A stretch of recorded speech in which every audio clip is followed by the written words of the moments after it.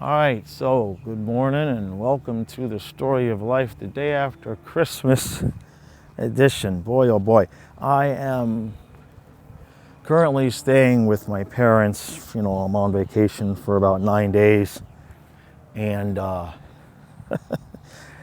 know there's just two sides to the coin on Christmas, right? There's those of you who have lost parents, and those of us who still have our parents, and those of us who still have our parents, when we stay with them, sometimes it can get interesting. It can get rather frisky. And then those of you who have lost your parents are like, yeah, but appreciate them while they're there. And I don't really know the direction that this episode is going to take. It's been a lot. It's been a lot. Kyle and I, my son, we're used to having a 3,500 square foot house to ourselves and 3 acres to ourselves, and now we've been encapsulated in this little small Florida house with everybody on top of us all the time.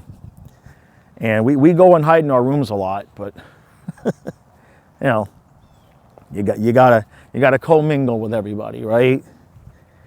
And I guess the thing that's been rolling through my mind a lot is the phrase that just keeps coming to me is windows of opportunity. And I mean, this time of the year is a window of opportunity to re-engage with family and friends, right? Okay. There's a window of opportunity to kind of check in on yourself and see, can that one family member still trigger you? Are they still trying to trigger you? Do you recognize any patterns in your relationships, in the sense that, I recognized on this trip the exact dynamic with my father that I end up kind of experiencing in my relationships, where I attract people that will kind of draw me into being vulnerable and honest, and then they will say something that's an absolute gut punch, stab in the back sometimes. So I watched it happen. You know what I mean? I kind of watched it happen in real time, and after the episode kind of calmed down, I realized, okay, now I see what I have attracted.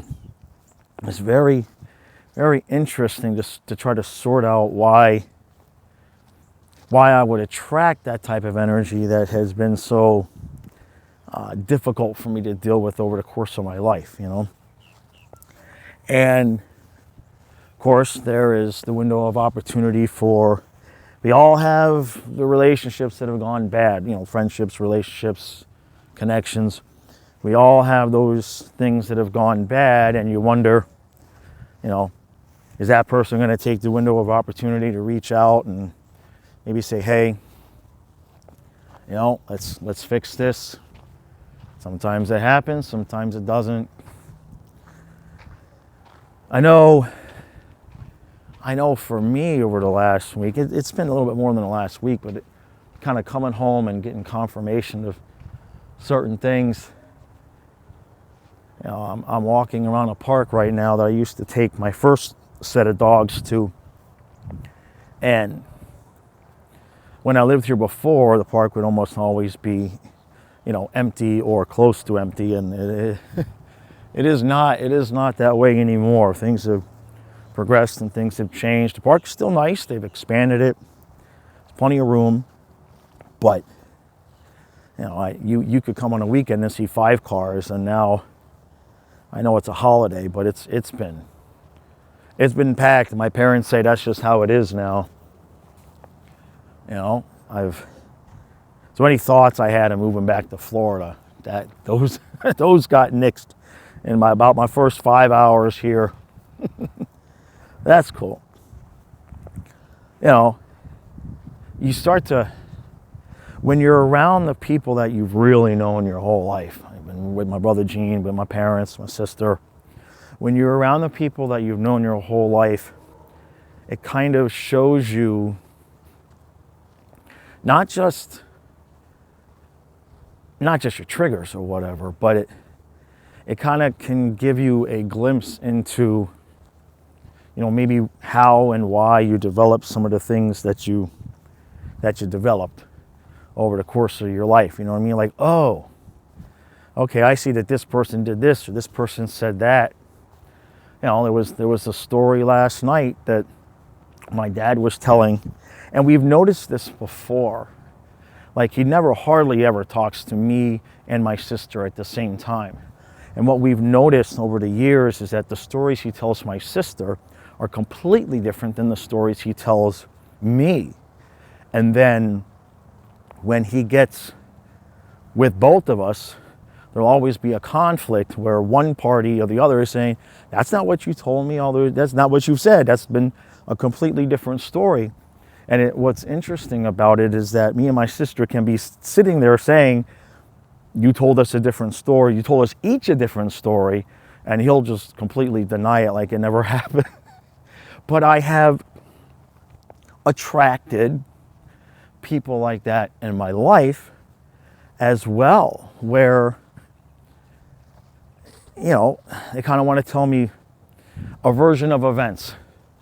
They want to sell me a certain version of events that when they tell the story to you, a couple years later, the story that they told you now has completely been changed and rearranged. So it's been interesting for me to try to get a little bit of alone time and try to figure out, well, okay, so this was my family dynamic. All right, why did I attract that, especially and specifically in relationships? Now, I can't get into too much detail, but one thing I did figure out is I've had 2 long-term relationships in my life, and what I did figure out is exactly what I did at the beginning of each relationship. It's incredible that, after the 24-year marriage, when I began the second relationship, I was presented with almost, the same energy. Not the same type of circumstance, but the same energy in the sense that where at the beginning of both relationships, I had the opportunity to say, no, I value myself way more than that. I'm not going to be, an energetic option, so to speak. And, in hindsight, I've seen exactly what I did. I see the patterns of things that I developed to cope with certain things that were just kind of coming my way. And, I can see the other person's role in it in the sense that they were just kind of being who they were a little bit. It's an interesting dynamic where people can want something but not know how to get it. I think in some ways we're all that way a little bit, right? Both of my long-term relationships, the other person desperately wanted a close, intimate connection, but did not know how to stop needing attention and validation from members of the opposite sex on a consistent basis. And so I developed certain coping mechanisms around that I told myself, well, if I do it this way, I'll be okay. If I do it this way, I'll be safe. And I got burnt both times. And so what I realized is, well, okay, being around my parents again really I kind of had the intuition about what I had done before I got here. But then being here really gave me the clarity I needed to see, okay, I see exactly what happened from like the time I was like basically 4 years old. I see exactly the patterns that consistently presented. And why I just accepted, being made to feel like I was an option, being made to feel like I had to, to put up with somebody else spreading their energy around, because I wasn't confident enough, I wasn't secure enough in myself to believe that if I said no, I'm not okay with that they would stay. And what ended up happening both times is, in quotes, they obeyed what my boundaries were, but, and then in the end, they both have their own reasons for needing just constant male validation. And doesn't mean it's sex, I'm not saying that, but they both want very close, tight, intimate relationships with one man, but they lack the ability to give everything that they are energetically to one man. They still need to spread themselves around to get validation from other people. And I was shown that in both relationships right at the beginning.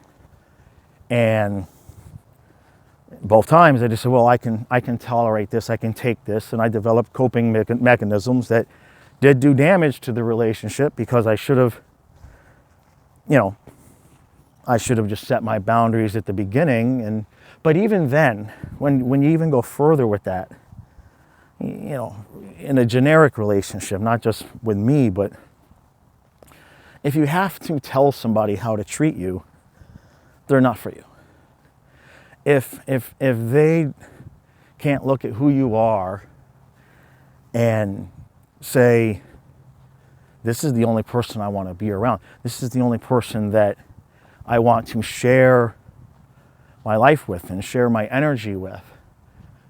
If you have to convince them to not seek outside validation, they are not ready to be in a close, intimate relationship.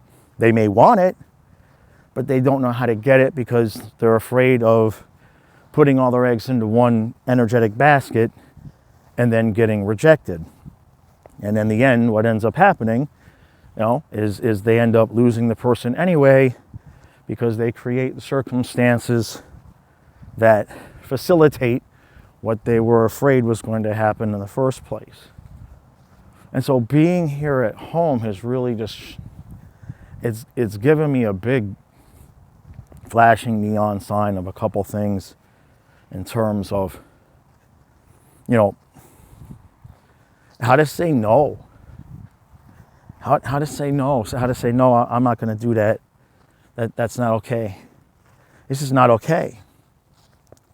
It's giving me a different perspective on, you meet somebody and you want it to work, right? And we're all taught, relationships are hard and love is work, and we're taught all these things. So you want to make it work. You want to make allowances. In the beginning of a relationship, of course, you have to make some kind of compromises, right? But if at the beginning of the relationship you're having to fight off 2 or 3 other energies that they're attached to that are members of the opposite sex, they may not be ready. I can tell you, it ain't worth it, because if they're not in love with you enough to say on their own, this is my person. If you have to, in quotes, force them or cajole them or give them ultimatums to get them to, stop spreading their energy around. If you have to do that, they're not ready. They're not for you. And there's a lot of people like that out there. I'm not just picking on my exes. There's a lot of people that they want that one close person, but they're so afraid. And it usually goes back to something that happened when they were young, right? We all have our childhood wounds, and that's what led to my coping mechanisms, no doubt. It's interesting because I recognized it in a sense while I was still doing it in the relationship, but it was the only way I could get through what was coming at me. You know what I mean? You know, if you're in a relationship and the other person desperately wants something that you're not okay with, you know, you have to choose. You have to choose to either find a coping mechanism that will make it so that it is okay, or you have to leave that person. And, you know, in many ways it's happened to all of us. But I look at my father and I see, you know, we were all having a chat last night, but my daughter had gone to work and she was taking a nap. So she wasn't there. Now, my dad gonna text her, and instead of saying, hey, Emiliana, you know, miss you, would really like you to be here, he has to text her, hey, you're missing all the fun. He has to text, he doesn't have the capacity to say what he's really feeling. He speaks in code, and it will come off in such a way as though, so that if she rejects him or says something, my dad won't feel rejected. And when he did that, I just recognized that that is what I attracted in relationships. The women that I have attracted want certain things, but they don't know how to, they're afraid to lower their boundaries to soften things enough to actually ask for exactly what they want. And instead it will come off as anger or sarcasm or frustration. And then of course they don't get what they want, and that cycle just repeats itself, repeats itself. And you know, what I really recognized there is, okay, well this was just, you know, big flashing neon sign in terms of what I have attracted. And so then, you know, you have to start delving into, okay, so why would I attract something that I don't want so much? And the bottom line is, well, I was going to keep attracting it until I learned how to handle it properly. And the way to handle it properly is setting your boundaries. And if someone is not going to naturally, if someone's not going to just naturally be what you need them to be, it is not worth the effort to try to convince them, to try to force them. You know, if whatever it is, you know, if like I said, if you're the kind of person that, you know, I think it's a pretty universal thing that if you want a deep, intimate relationship with one person, you cannot spread your energy around to members of the opposite sex. I think that's a pretty well-rounded take. But, you know, there's a lot of people that have the wounds from their childhood, and they don't quite know how to pour everything into one person because they've been rejected in the past, or they've been, you know, they put themselves out there and got burned, and, you know, they learn their own coping mechanisms. A lot of people just can't be honest, no matter what it is. They could be holding a dollar bill in their hand, and they will argue with you and swear to God that they do not have a dollar bill in their hand, because maybe they said they didn't. Maybe they forgot that they had a dollar bill in their hand. And instead of looking at their hand and going, well, shit, I do have a dollar bill in my hand, they will refuse to look at their hand. They'll put their hand behind their back and yell and scream at you that they do not have a dollar bill in their hand. Meanwhile, you got a picture of it right there. He's showing them on the phone. Hey, there's a dollar bill. I'm not mad that you have a dollar bill. Why are you fighting me? Why are you fighting me on this? But that comes from, a lot of that comes from, you know, when you're a kid, you have to choose which way you're going to be with your parents. You're going to be honest, or you're going to be dishonest. And maybe one time you were honest and you got into a bunch of trouble that you shouldn't have been in. And so you started being dishonest, and you just never stopped. You just never stopped. You just developed that coping mechanism. Well, if somebody gets too close to me, or I think they're going to know something about me that I don't want other people to know, I'm just going to lie. I'm just going to hide stuff. And I feel bad for those people, because they, more than anyone else, they desire a one-on-one, close, intimate relationship, but they sabotage it every single time, whether it's a relationship, a friendship, whatever it is, family members, because they got so burnt and they've never been able to, when they got so burnt, they developed a pattern of lying, and then they were never able to trust another person enough to start to try to tell some truths. And so each time they've gotten burned because they've lied or hid things or did things out on their own, every time they've gotten burnt by that, they've used that as confirmation of like, yep, everybody's going to leave me, everybody's going to dump me, I may as well just not tell the truth, because eventually they're going to leave, and they never wake up and realize they're losing the people because of the lies and the hiding and the dishonesty. And that's a tough spot to be in, because, you know, lies build upon lies, right? And even though they may have been in, you know, multiples and multiples relationships and friendships and everything, if it, for somebody who has lived their life that way to admit that they were lying about one thing, they then have to retroactively admit to themselves, you know, what they've done.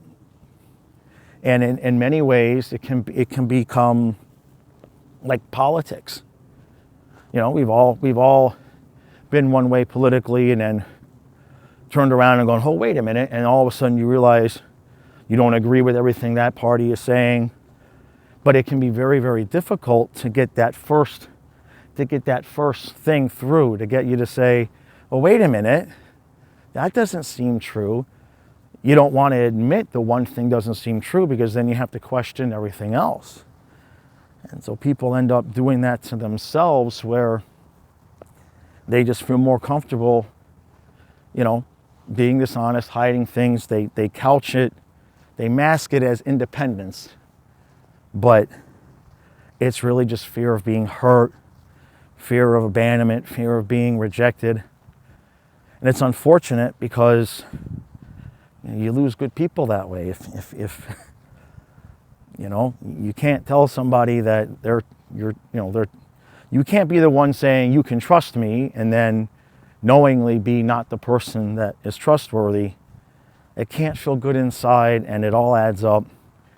And for whatever reason, well, I know the reason, for whatever reason, I've attracted people like that into my life, not just romantic relationships, but friendships. Now, friendships are a little bit different, because, hey, they got their life, and they're going to do what they're going to do, and you know when they're telling you the truth, and you know when they're kind of not. Relationships are different, because especially if you're married with somebody, living with somebody, you know, what happens in your life affects theirs and vice versa. You kind of need to have open, honest communication about things. And so, big neon signs for me. It's just so crystal clear. You know, I dealt with some things when I was 3 and 4 years old, as crazy as that sounds, and I developed some thoughts around that, and I never really, you know, I said, well, why do I keep manifesting the same person? It's like, well, because I keep handling it wrong. And that's the truth. If the same thing continues to happen to you over and over and over again, it might be time to look at how you're handling the situation. You know, if everybody in your life won't talk to you, if everybody that you get close to eventually just has to protect themselves and turn away, there's going to be a reason for that. It's up to you to decide what that reason is, and if it's something you want to work on, or if it's something that you just want to be alone your whole life. But for me, you know, I see very clearly, which is good, because once I realized what was happening, the desire for the coping mechanism instantly dissolved. It was immediate. And now I think about that coping mechanism, and I don't want to say I want to vomit, but I know that I will never look in that direction again. I know that I will never have those thoughts again, because I realized that it was just coming from a lack of self-value. And once you recognize what you've been doing to yourself, it becomes very easy to not do it again. Now there's, of course, frustration and regret over having done it in the past. But, you know, generally speaking, a lot of times two people meet in a relationship and, you know, you both got you both got a handful of shit to throw at the other person. Some of it is yours, some of it is theirs. And, you know, all you can do when you have gotten to the point where you realize you're ending things, then there's that small window of opportunity. It depends on, I guess, God and the universe, how small that window of opportunity is, but there's that space where you've been healing and you've been very closed off, so nothing's going to come your way. And then you see what you did. You see what you attracted. You see, you know, how you reacted to what you attracted, right? You attracted it because you have not been reacting properly. You see it. And then in an instant, your entire perspective has changed. Your entire way of, you know how exactly how you would deal with that situation again. And for better or worse, right? You know that, you know, in my case, I know that the next person I meet or whoever comes my way, you know, I know the kind of relationship I want. I'm not a date around, sleep around. It's not, I've had my time. But I'm not going to be with somebody that's going to spread their energy all over the place either. And so I may have a hard time finding somebody, or it may take me a couple of tries, because, you know, if I see the same things, if I see the same patterns presenting at the beginning of meeting somebody, I'm going to just say, no, that's not for me. No, I'm not going to try to convince you. No. Because if you meet somebody while they have a number of other energies attached to them of the opposite sex, they're not ready. They're not ready. And so I know this, I've learned this, but there's that small window of opportunity where you've been closed off to anything really approaching. And all of a sudden now you're wide open. Wide open. Well, what's going to come your way? You know what I mean? Is your person from the past going to pick that up energetically and sense a window of opportunity? Because when you're wide open, you're wide open. You're not, you know, you're not thinking, well, you know, you're wide open to, what's the word I should use? Presentation, right? You're wide open to, okay, what's coming next? What's coming next? I'm not looking at it like there's nothing that I won't allow to come to the door and say hi. You know what I mean? And in that space, boy, that's where you really are. Because once you've figured out, once you've got it figured out, then you're just instantly ready. So like, okay, let's go. It's like you're packed up for the trip, right? It took you forever to pack for the trip, and you just spent like a half hour going all over the house because you know there's something I forgot, or something I forgot. I'm forgetting something, and then as soon as you find it, you're like, let's go. That's the energy.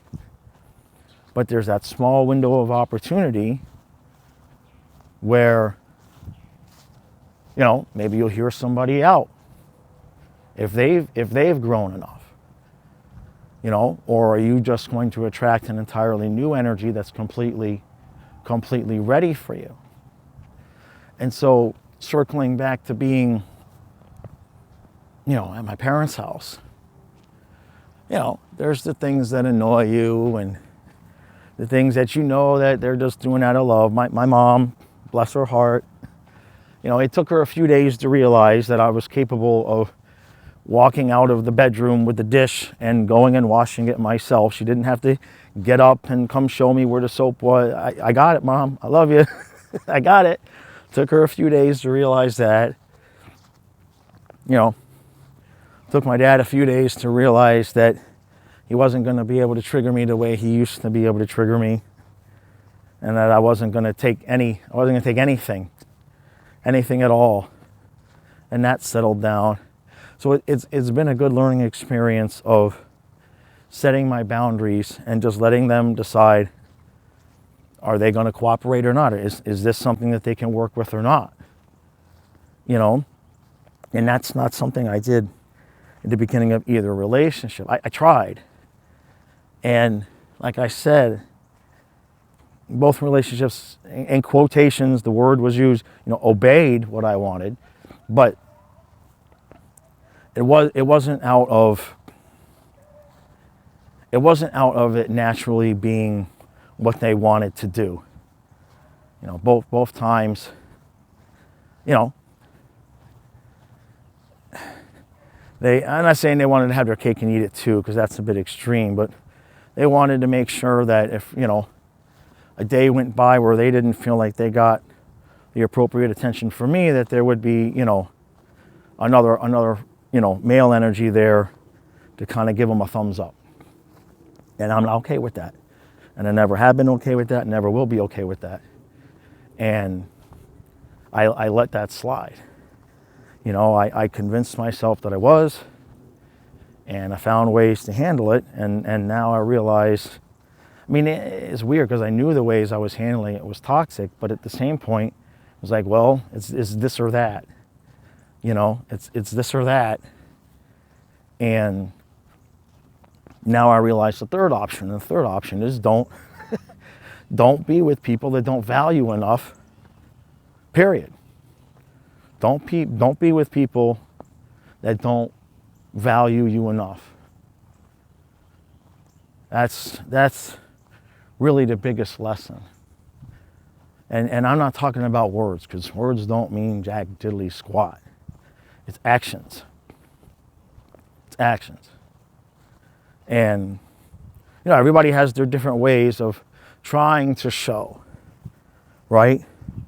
Some people are physical in the way that they try to show their partner. Some people it's pure acts of service. That's the only thing they can do. Some people just want to throw money at a situation. But what I have found is that you have to be with somebody whose way of showing it is going to match what you need in terms of receiving. You can accept, you can accept the way that they're showing it, but your needs are your needs. I don't, maybe I don't need the $50 item. Maybe what I need is somebody to just come up and give me a peck on the forehead every once in a while without me having to beg for it. You see what I mean? That's, for me, that little show of physical attention is going to go way more. Give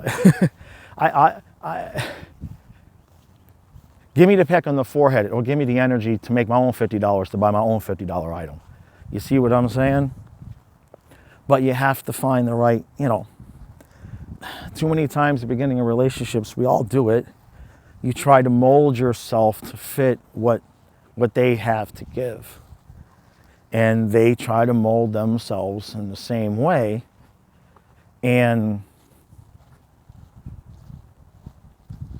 how many times have you been in a relationship where somebody will say, you never this, and you never that, and you never this, and then you've got a list of all the times in the last 2 weeks where you just did all those things.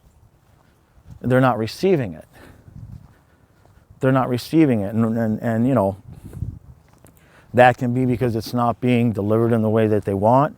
It can be that, again, people can be so afraid of the intimacy and the commitment that they will block out the good things that you are giving and doing, because if they accept them, then they're going to feel more vulnerable. And if they feel more vulnerable, they're going to start running. And the way that they run is they start not telling you the truth, hiding things. So there is that energetic barrier between the two of you, because we all know it. If our person is not telling us the truth about something, we're not stupid. If you even have a half a brain, you can tell. And so, there's that energetic barrier that they'll put there. And then maybe they'll even blame, like if they get caught in the lie, they'll even blame, well, you never this, you never this, you never this. And you'll point out where you have been doing it all, but they don't see it. They're not accepting it, because if they do, that means they have to actually lower their guard and face what they've been doing. And most people are only going to face most people will only face what they've done at the bottom of the barrel, right? I mean, there's some people that are willing to work on things while they're in the middle of a relationship, maybe, sure. But it's been my experience that people only want to look at that hard stuff after they've blown shit up. So we've all had the experience of going back home for Christmas, man. And I haven't been here in 10 years. And, I knew that the way this presented, if you follow the hockey channel, you know how this presented. And I knew that I had to do it. I shouldn't be here. Okay? I should not be here. I didn't pay last month's house payment. I have no idea where that money's coming from, because I had to close the eBay store for a week to do it.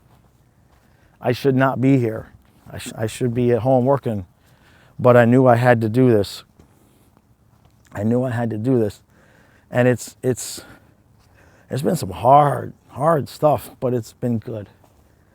It's been good. It's given me so much clarity in terms of, like I said, before I got here, about 3 or 4 days before I got here, I really kind of got the intuition, the download of, okay, I think this is what I did in both my relationships.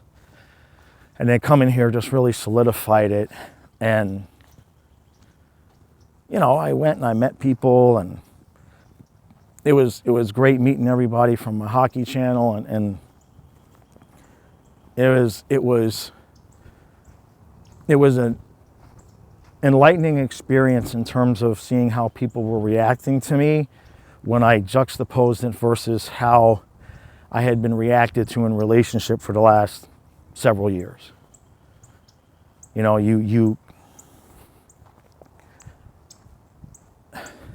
You pour yourself out, trying and doing all of the things that they say that you're not doing, and you keep doing it, and they're not recognizing it, and you just get to a point where you just feel so beaten down, and you just get so exhausted by it. And seeing the way everybody reacted to me the other day at the hockey game, it really brought it all kind of home for me a little bit, where I realized, hey, don't let this past experience, color exactly who you think you are. It doesn't mean you have to become an arrogant prick or anything like that, but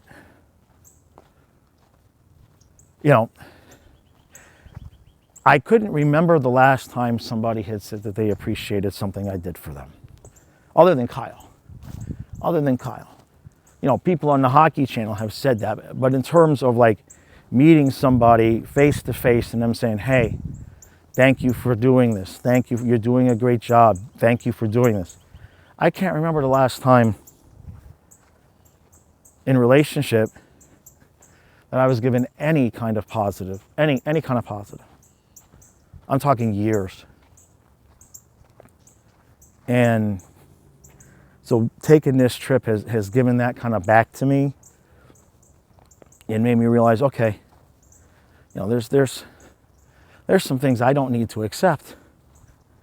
I want what I want, And I see exactly how I see my part. I see my part in having screwed it up, no doubt. I mean, if you develop a coping mechanism, the universe is going to bring you somebody that is going to bring that coping mechanism out of you, or give you the opportunity to recognize it in real time and try a different approach. But so I recognize what was presented to me. I absolutely recognize what was presented to me and how I handled it. And, what would I have done differently? I mean, right now, I would not. I don't want to say I wouldn't have engaged, but, I'm not an option. I'm just not an option.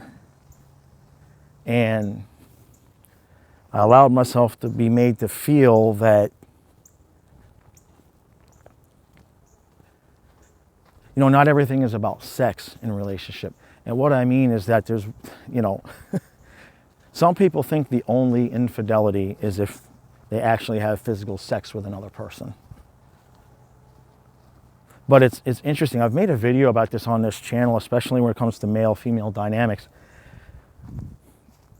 A lot of times women will say that, they need the emotional attachment first before sex, the energetic attachment before sex.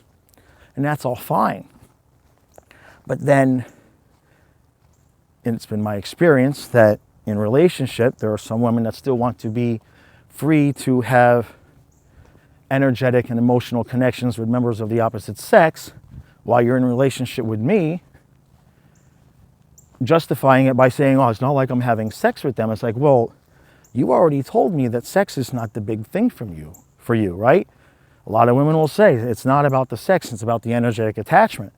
So of course, men are going to say, well, then you're going to have to not be energetically attached to another man, because you yourself were the one that told me that's bigger for you than sex. It's kind of a little trap that gets laid for us guys. And I did not handle it. There's all sorts of multiple ways that I handled it wrong. That's what I know. And that's fine. I'm capable of looking at my behavior and seeing what I did wrong and saying what I did wrong. Not everybody's capable of doing that. And I guess that's the last part to this, is that,